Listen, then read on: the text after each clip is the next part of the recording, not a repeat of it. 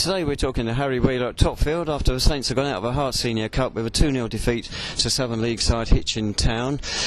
This game, Harry, people may say it's only a minor cup tie, but it gave us a chance to break the run of defeats and get a bit of morale going, but it never looked like happening really. No, and it doesn't. It's not, to me, obviously it's all opinion. Some people thought the game was important. I look at it and look at when the final is and how crucial that time of that month could be. And I look at the trial list that we needed to look at, and we had 6 players that didn't start Saturday, that weren't playing.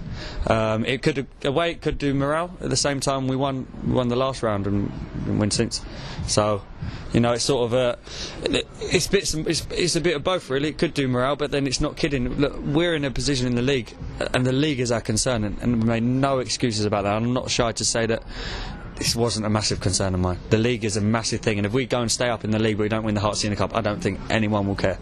I think that's a bit unfair on supporters. A big bit on the Twitter feed on the club website today saying the full first team squad going to Hitchin, so the implication was supporters should go and support our team, and you're saying it doesn't matter. I'm not saying it doesn't matter, I'm saying there's more important things. There's massively more important things, and no one, supporters wouldn't disagree with that either. We lose today and win Saturday, I don't think there'd be that, but I understand that. I mean, I don't write the Twitter. So they've asked me, is the first team going? And I said, well, yeah, they're coming. So they were on the bench, some of them, they didn't play. So it's not that it doesn't matter at all. And obviously for the fans that come, it's brilliant, but at the same time, let's not kid ourselves. I mean, people are hiding around, you know, we've got to do this and we could lift. We just got to go and win Saturday. Whatever the result is today, we've got to go and win Saturday. We have to look at people to do that. We could have sawn. We didn't, but we could have sawn someone out there and think, do you know what, that'd really be good for us Saturday. We might have. Can't do it in a league game because we're in a crucial position, so we have to do it here. And so there isn't another game to do it in, and the conditions aren't right to arrange friendlies on the pitch or anything at the moment. So unfortunately, we had to do it tonight. So it sounds like you weren't overly impressed with the trialists, so it didn't stamp their authority on it, and doesn't sound like they're in contention for Saturday. No, this isn't being hard. Your question is always when people come in, you know, are they better than what you got? Are they going to improve you Saturday? We're not just getting people in just to get people in. They did okay, but not, you know, for right now we need more. You know, we've got a few other things around, and we just got, everything has to gear towards Saturday, and the decision was to look at trialists on it as well as the lads, and some of them, of course, that started will start Saturday. You know that. So it wasn't a youth team. There was a lot of first teamers out there, but at the same time, there was a few crucial first teamers that weren't out there, and because of trialists that we needed to look at. So it was a mix and match of both. Obviously, with the fans that come in, if they feel it was a waste, I apologise. I mean, I don't write the Twitter. If they'd rang me up and told them what we were playing. It's not a secret.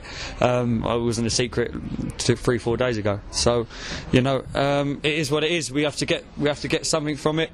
As I said, you know, we saw bits. Some players got minutes. Big Freddie. Massive Freddie to get 45 minutes tonight, and that would be really important for Saturday, and for a few others as well. From an outsider, they see us 8 games without winning the league, 4 successive league defeats, a defeat today from a very youthful Hitchin side from a lower level.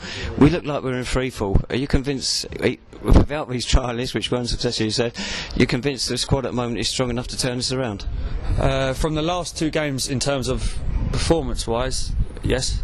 Truro, that's all we had a chat about at the time. Truro, yes, brilliant. In terms of didn't put the ball in the back of the net, most important thing of the game. Down to the players, should have been probably 2-3 up at half time. They scored from a mistake. They were never going to score from open play. Saturday, was there much in it? Stats would say no. Was there much in it? Conditions, whoever scored first was going to win the game. I didn't speak to them, but the 2 penalties at 0-0, we scored. The odds are we would score one of them. He scored one of them, we didn't. This is all lifts. So in terms of performance and what the quality in the side, yes, it needs to turn, and it has to turn quickly. With 45 points to play for, and we need 4 and we'd be out of it. So from there, of course, we believe, we just had a chat about it, we believe, but you know, the 2 next games, obviously Concord are sort of around there, and Bath are in free. You talk about Bath are in free fall from playoffs, free fall, and they're now 17th, and that's a massive game as well now. There's a little game at Ebbsfleet in between, I think, as well. Yeah, a little. So yeah, nothing's a little game, but it's look, that'll be, you know, we'll do everything we can there, and that's a game that you go and really pitch yourself against, another end of the table and see, where are you at as well, and how much more have we got to do. Got a lot of new signings. You've talked about the try list. Does having those many new bodies in the team just disrupt the flow and the balance and the style that you're looking for, or is it? It doesn't help. The hardest thing when you come in and you take over a side, and if it needs changes over after a time. And I did say, obviously, originally you didn't know you're happy with the squad, but then you see over time with certain things, over consistency, some of them were on momentum, so when you do change it, it does disrupt it a little bit, but either continue as it was, and those were where they were in the league for a reason, or you try and change and hope that it gels quicker than it would gel normally. I think the ones that have come in the last two games, I think Charlie's affected the game since he's been in ways. I think Albans obviously got injured. It was excellent at Truro, and was a big loss when he came off. So I think them two especially that have come in already have helped it. It's just the results need to turn in. Performance-wise, they've made us look more sturdy. They made us look more solid. You can guarantee with someone like Al on the side, you won't be getting beat heavily like you did before with him and Scott Thomas, and that they do shore it up for you. So it's just getting the goals now. And just one thing I might have missed, something along the lines, would Junaid Mead's been missing for the last couple of weeks? Yeah, Junaid's been offered a professional contract in Sweden. We did everything as a club to try and sign him on contract. So if anyone, we did everything we could. Junaid actually was up for it. His agent was hasty that if he got something, would we hold him back? Of course he wouldn't. The letter and everything was agreed to he was actually going to come in and sign the contract on Thursday.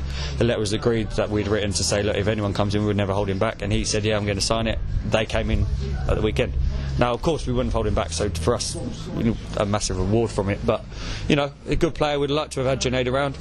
Junaid, with his pedigree and playing the Champions League, was always hungry to go on, and you can't ever hold someone back on that. So Junaid, I think, is signing his first contract today. Lovely, thanks so much, Harry. Reminder then, Saints next in action this coming Saturday, 13th of February, when Concord Rangers are visitors to Clarence Park, and kick-off in the National League South fixture is at 3 p.m.